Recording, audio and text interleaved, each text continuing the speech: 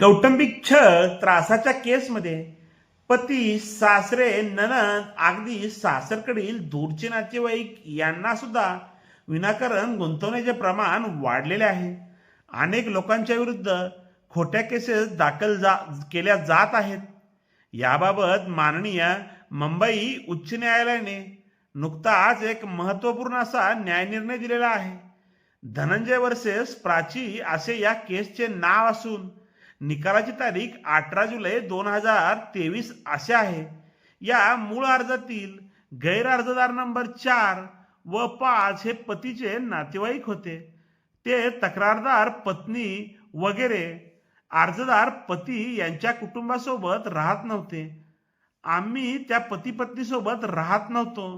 त्यामुळे आम्ही संबंधित महिलेला त्रास देण्याचा, छळ करण्याचा किंवा कोणतीही मागणी करण्याचा कोणताही संबंध येत नाही.